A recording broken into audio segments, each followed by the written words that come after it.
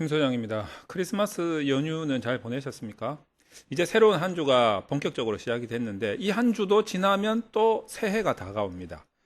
요맘때쯤 되면 이제 거의 우리나라 전국의 대부분의 대학원에서 학위 논문 심사는 거의 마무리가 되지 않았을까 이렇게 생각을 합니다. 나는 아직 마무리 안 됐는데요. 라고 하시는 분은 마지막 심사, 최종심이 지금 1월로 넘어갔다는 소리인데 그게 불안한 징조일까요? 아니면은 뭐 괜찮은 징조일까요? 뭐 저는 괜찮은 징조라고 봅니다. 왜냐하면 아니 물론 12월 달에 일찌감치 끝내버리는 게 좋죠. 마음도 편하고. 그러나 교수님들 입장에서도 보면 어떤 학생의 논문을 야, 이 크리스마스 연휴와 연말 연시를 넘어서까지 끌고 가는 그 심정이 마음이 편하겠습니까? 교수님들도 불편해요. 특히나 지도 교수님. 이 지도 교수님은 정말 마음이 좋지 않을 거예요. 그럼에도 불구하고 1월 달까지 끌고 가겠다라는 것은 다른 심사위원분들 있잖아요. 뭐 그분들한테도 정말 미안한 거고, 특히나 행정직원들한테, 그 학교의 행정직원들 계실 거 아니에요. 그분들한테도 정말 미안한, 일거리를 계속 마무리를 못 짓고 있으니까 미안한 사람들이 너무 많은 거예요. 그럼에도 불구하고 1월 달까지 끌고 가겠다라는 것은 교수님 입장에서 봤을 때, 특히 지도 교수님 입장에서 봤을 때는 어지간히 애착이 있지 않고서는 그렇게 결정을 내리기가 쉽진 않을 것 같아요. 그래서 학생 입장에서는 본인도 힘들겠지만 지도 교수님 마음은 더 안 좋거든. 하지만 그 정도로 교수님이 나한테 애착을 가지고 있다라는 그 하나 사실을 믿고 그냥 좋은 마음으로 따라가시면 되지 않을까 이렇게 생각합니다. 이렇게 생각할 수도 있어요. 교수님이 나 괴롭히려고 그러는 거 아닐까라고 생각하시겠지만 그거는 뭐 그렇지 않을 것 같아요. 그 어지간히 괴롭히는 그 자체를 즐기는 사람이 어디 있겠습니까?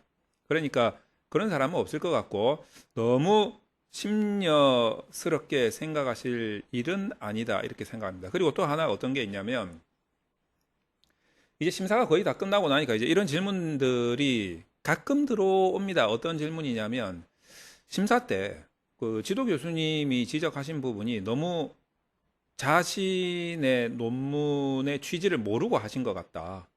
그래서 뭐 교수님한테 대들지는 못하니까 일단 그 자리에서는 예, 알겠습니다 하고 뭐 수정을 해 드렸고 그렇게 해서 이제 최종 도장을 받았다 이거예요.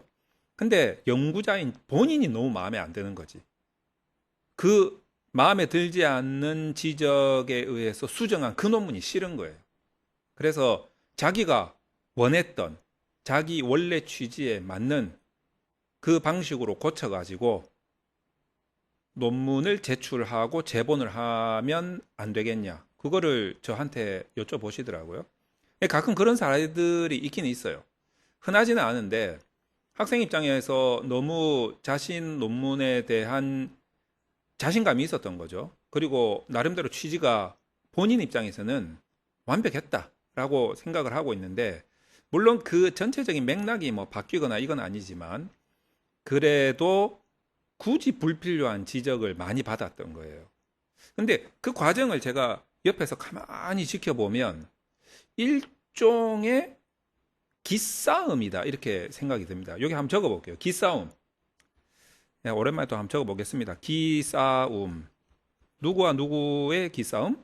바로 발표자, 학생과 그리고 심사하신 분들, 심사위원이라고 적을게요.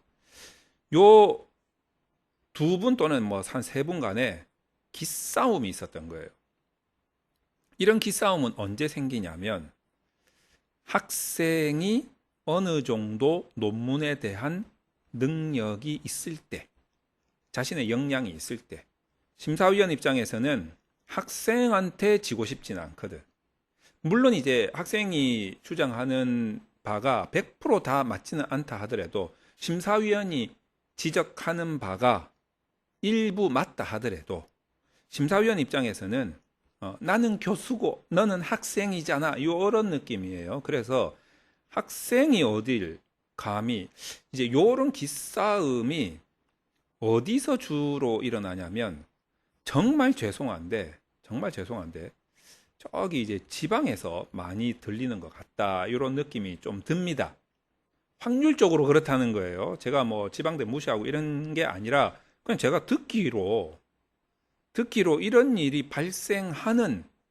가끔 발생을 하는데 그때마다 이 어떤 대학인지 저는 알 거 아니에요. 예, 보면은 저도 사실 한숨이 나와요. 이 학생들이 너무 답답하니까 저한테 들고 오거든요. 그러니까 이 학생들이 저를 테스트하려고 그러는지는 모르겠는데 이게 제가 주장한 거고 저게 심사위원께서 지적하신 겁니다. 이렇게 물어보는 게 아니고 그냥 두 개를 탁 저한테 던져주고 어떤 게 맞습니까? 라고 물어보는 거예요. 그럼 저는 객관적으로 봤을 때 이게 맞는 것 같다라고 이야기를 하면 그게 학생 거라는 거지. 그러니까 이제 학생은 저한테도 물어본 게 아니고 여기저기 다 물어보고 다니는 거예요.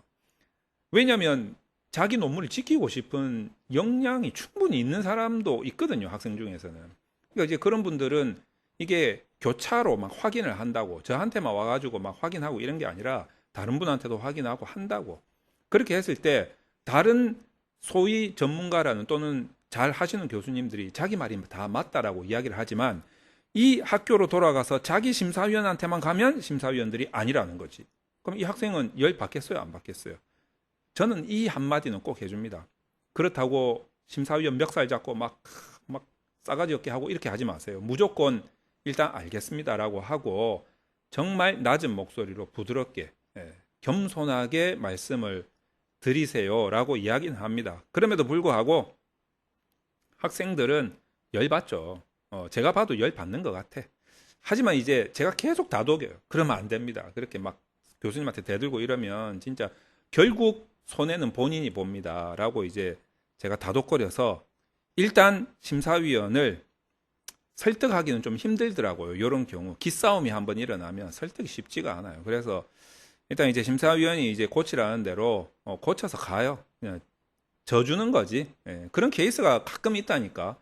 대부분은 그렇지 않습니다, 여러분. 대부분은 제가 봐도 심사위원분들께서 지적하는 게 거의 맞아요. 거의 맞다니까. 그 지적 중에서 제가 배우는 것도 많고 오해하시면 안 돼요. 다 끈가다가 이런 게 있다는 거예요. 자, 그런데 이제 이런 기싸움이 일어났을 때 학생의 능력이 제가 봐도 상당히 어느 수준에 온 케이스가 있습니다. 심사위원이 이제 그거를 용납 못하는 경우가 있다는 거예요. 심사위원이 이제 소위 말해서 이제 고집을 좀 피우시는 부분이 있어요. 이제 그럴 때는 그 고비를 어차피 도장 받아야 되는 거 아니겠습니까? 뭐 이거 가지고 뭐 어떻게 하겠어요? 여러분 아무리 머리를 쥐어짜고 생각을 해봐도 이 심사위원이 고집을 꺾기 전에는 방법이 없어요, 솔직히. 학생이 항상 손해 보더라고. 그래서 이제 그냥 수정을 해서 고치죠. 그래서 결국에는 시간을 좀 끌다가 심사위원이 어느 정도 이제 화가 좀 누그러지면 도장을 찍습니다. 찍고 나서 이 학생이 자기 논문의 어떤 원래 취지대로 그렇게 제본을 하고 싶은 거지. 근데 제가 봐도 그 마음은 충분히 이해가 됩니다. 그래서 그럴 때 내가 원래 썼던 그 논문으로 논문을 제출을 하고 제본을 해도 되겠습니까? 이제 저한테 물어보더라고요. 그래서 제가 첫 번째는 그거는 나한테 물을 일은 아니다. 나한테 물을 일은 아니고 본인이 결정해야 될 문제고 지도 교수님하고 상의해야 될 문제다. 저는 이렇게 말씀을 드려요. 근데 이제 지도 교수님이 이런 대화가 안 되시는 분이라면 그때는 제가 뭐 이렇게 하십시오라고 말은 못해요. 말은 못했는데 만약에 나라면 그냥 나를 가정해서 내 책임으로 결과는 내가 내 책임으로 받는 거고 나 같으면 내가 원래 쓰고자 했던 그 논문 취지대로 제출하고 제본할 것 같아요. 나 같으면 그렇게 하겠다라는 거죠. 근데 그것도 자기 논문에 대해서 완벽하게 이해가 됐을 때 해당되는 이야기입니다. 그런 부분은 가끔 가다가 이제 엊그제도 이런 질문이 왔었거든요. 그래서 제가 말씀드리는 거고 이제 뭐 논문 심사가 거의 대부분 끝나고 이제 내년으로 넘어가신 분도 몇 분 제 주변에도 계시지만 뭐 그런 분들은 그렇게 마음 상할 일은 아니다라고 말씀드리고 싶고 심사위원분들이 이제 대부분은 정말 공정하고 그리고 아주 수준 있게 심사를 하세요. 그런데 가끔 가다가 사람들이 모든 일이 똑같이 일어나지는 않잖아요. 다 케이스 바이 케이스 아닙니까? 그러다 보니까 어떤 경우에는 예기치 못한 이런 상황들도 벌어집니다. 어떤 상황? 학생이 교수님보다 실력이 더 좋은 상황도 있어요, 솔직히. 자, 그런 경우에는 난감하죠. 이게 누구 한 편이 고집을 부리게 되면은 방법이 없어요. 특히 심사위원이 고집을 부리게 되면 정말 방법이 없더라고요. 그럴 때는 뭔가 유두리 있게 이렇게 넘어갈 수 있는, 마음은 좀 쓰리고 아프겠지만 어쨌든 그 고비를 넘길 수 있는 현명한 방법을 선택해야 되겠다. 하지만 대부분의 학교에서는 학생이 논문에 대한 역량이 어느 정도 보이면 교수님이 그 인정해 주십니다. 그래서 여러분들이 논문에 대한 역량을 키워야 된다. 공부를 해야 된다. 자, 내년 이제 새로운 학기가 시작되면 1월 1일부터 방학이겠지만 방학이라고 그냥 연말연시라고 그 분위기에 취해가지고 흥청망청 놀고 먹고 마시고 하지 마시고 논문이라는 거는 계속 봐야 됩니다. 정말 하루 정도는 쉴 수가 있지. 하지만 계속 논문을 붙들고 있어야 돼요. 하루에 진짜 10분이라도. 그래서 그런 마음으로 내년을 준비하시고 내년에는 좀 억울하게 논문이 리젝트 당한다거나 또는 이런 기싸움이 일어나가지고 정말 불편한 마음을 갖는 분들이 없으면 좋겠다, 이런 생각이 듭니다. 자, 여러분 이제 연말연시 날도 춥고 하지만 주변 분들과 따뜻한 시간 보내시고 건강하시고 내년 맞이하시면 좋겠습니다. 물론 제가 연말연시 인사는 나중에 또 드리겠지만 오늘 이렇게 마무리하도록 하겠습니다.